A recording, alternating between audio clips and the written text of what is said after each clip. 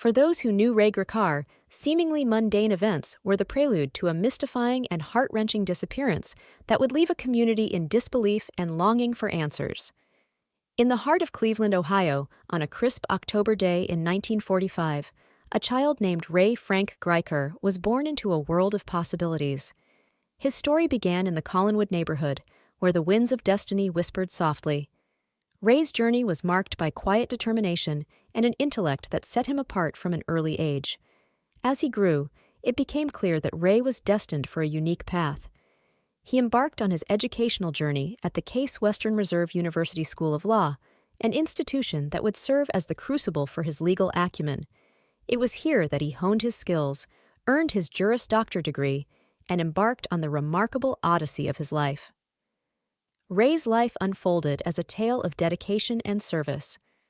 With a mind as sharp as a freshly forged blade and a passion for justice burning brightly within, he found his way to State College, Pennsylvania. There, he would etch his name into the annals of legal history. In 1985, the people of Centre County elected Ray Gricar as their district attorney. This was the genesis of a storied career that would span 4 re-elections, a testament to the trust he had earned from his community. He was a true champion of justice, unwavering in his pursuit of the truth. As the years passed, Ray's reputation grew, but he remained a humble and unassuming figure. His colleagues described him as a consummate professional, a man whose integrity was unquestioned. Yet, behind the courtroom demeanor, there was a man with a rich and complex inner world. Ray Gricar was not just a lawyer. He was a human being with dreams, passions, and quirks that endeared him to those who knew him best. He was a fan of the Cleveland Browns and Cleveland Indians, a testament to his unwavering loyalty to his roots. Despite twice navigating the stormy waters of divorce, Ray's heart found room for love and family. His adopted daughter, Laura, was a testament to his capacity for compassion and nurturing. His personal life was a tapestry woven with love, laughter, and shared dreams. But it was in the spring of 2005 that the harmonious rhythm of Ray's life began to waver. Onlookers noticed subtle changes in his behavior. Behaviors that would seem innocuous in other contexts took on an eerie significance in hindsight. Those who knew Ray described him as a quiet and intelligent individual, qualities that made him the unassuming but powerful figure he was. Behind the legal world's formalities, he possessed a dry wit, often catching friends and colleagues off guard with a well-timed quip. His unassuming charm endeared him to many. The sun-kissed morning of April 15, 2005, dawned like any other day in Ray's life. The world moved forward, oblivious to the ominous shadows that were about to descend. On that fateful day, Ray appeared to be his usual self, save for 2 peculiarities that would later take on a haunting significance. First, he was napping more frequently, an innocuous detail on its own. After all, in the world of law and order, rest was a scarce commodity. Yet, it was the second anomaly that set the stage for a riddled, vanishing act. Ray began to inquire about how to wipe the hard drive of his county-issued laptop.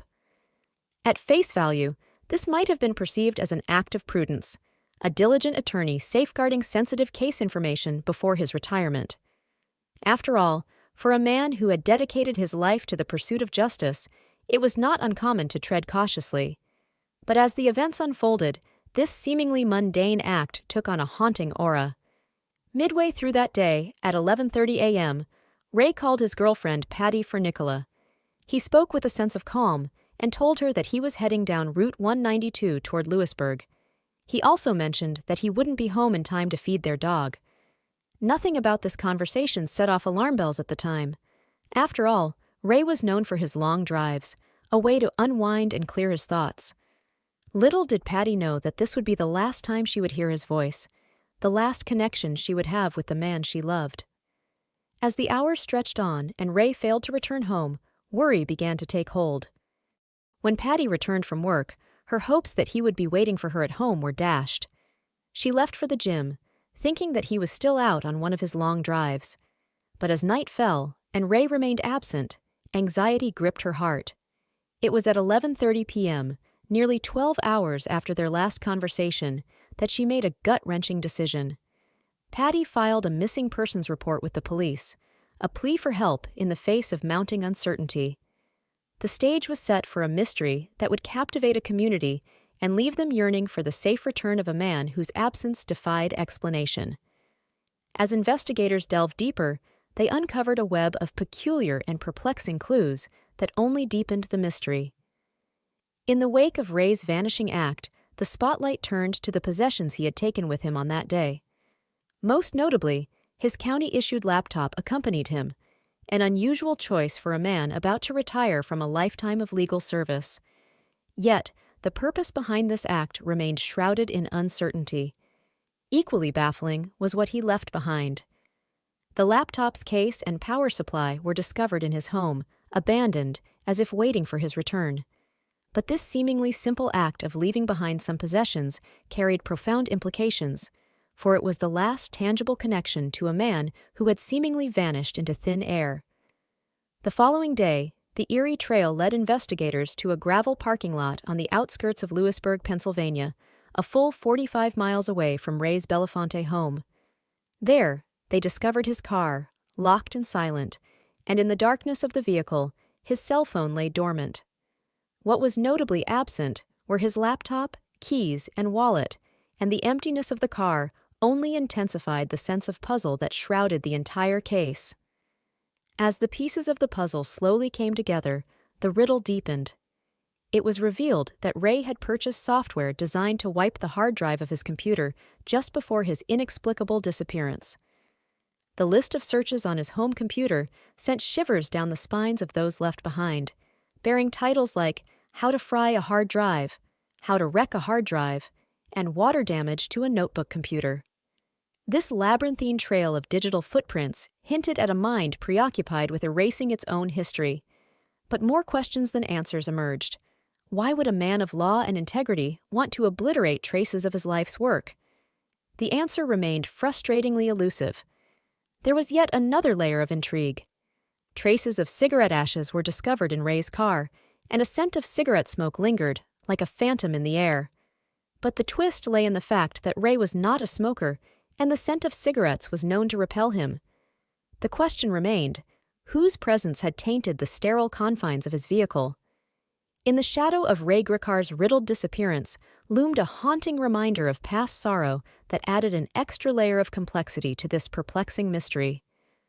A decade before Ray's own vanishing act, his family had experienced a similarly devastating loss.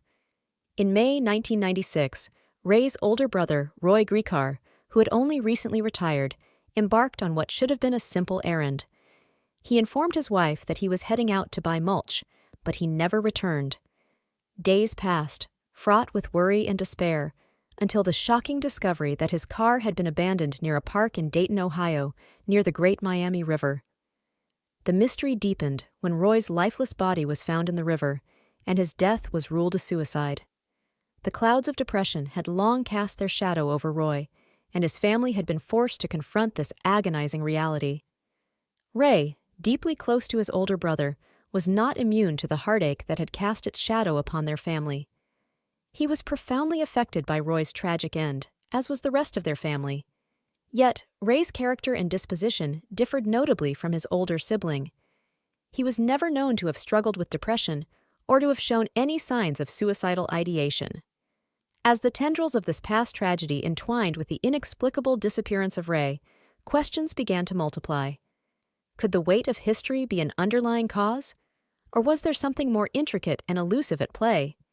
One of the most puzzling elements was Ray's decision to take his laptop with him on that fateful day. A man of his profession and integrity, this action seemed both unusual and inexplicable. Why would he choose to carry his work with him on a day that would see his disappearance? Yet, the twist in the tale lay in the recovery of this very laptop. In July 2005, more than 3 months after Ray's disappearance, a fisherman casting his line in the Susquehanna River pulled Ray's laptop from the depths of the river's watery embrace. However, the hope that this would offer clarity was short-lived, for the laptop's hard drive had been removed, and the ravages of water had left it damaged beyond the reach of digital forensics.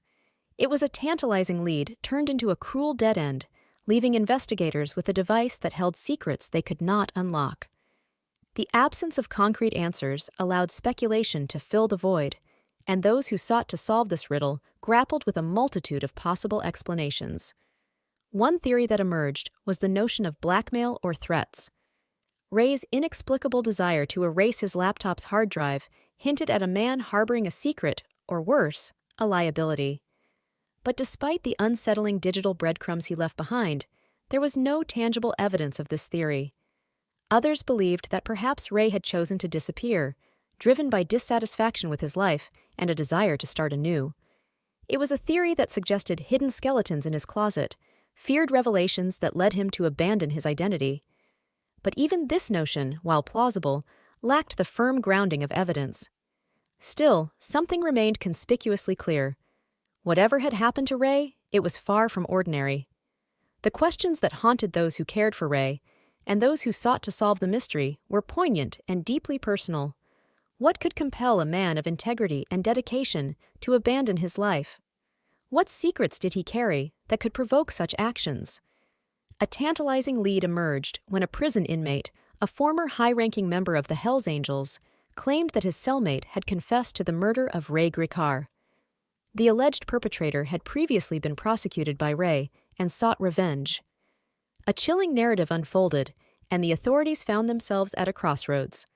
However, when the inmate took the FBI to the location where Ray's body was purportedly hidden, he refused to disclose the exact spot without immunity from prosecution. The investigation reached a frustrating impasse, and the truth remained tantalizingly out of reach. The shadows of Ray's disappearance extended to the realm of politics when it was suggested that then Penn State football coach Jerry Sandusky might be connected. Ray had chosen not to press charges against Sandusky in 1998, deeming the evidence insufficient. In November 2011, Sandusky was charged with multiple counts of child sexual abuse. Despite this, there was no concrete indication that he was actively investigating the case at the time of his vanishing. Ray Gricar was declared legally dead in 2011, a heart-wrenching decision that marked the culmination of a decade of uncertainty. But the case remains open, a stark reminder that the truth has not yet been uncovered. In 2021, reporter Rebecca Knight delved into the depths of the Gricar disappearance, releasing a true crime podcast entitled Final Argument. The story, once more thrust into the public eye, became a fresh call for answers. Bob Buhner, a friend of Ray's who had tirelessly pursued the truth, claimed to have received new information that he believed could help solve the case. His unwavering determination, despite his own passing in 2021, was a testament to the enduring quest for justice.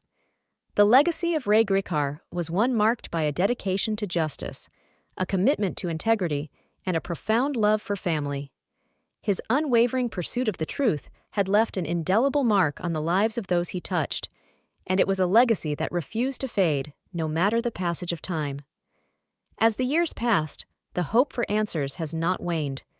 Friends, family, and colleagues hold fast to the belief that one day the shroud of uncertainty will be lifted and the truth will be revealed. Ray's memory is a beacon of hope in the midst of an enduring mystery, a reminder that the search for justice will never truly end. What do you think happened to Ray Gricar? Do you suspect foul play? For more stories like this, subscribe now to Really Unreal.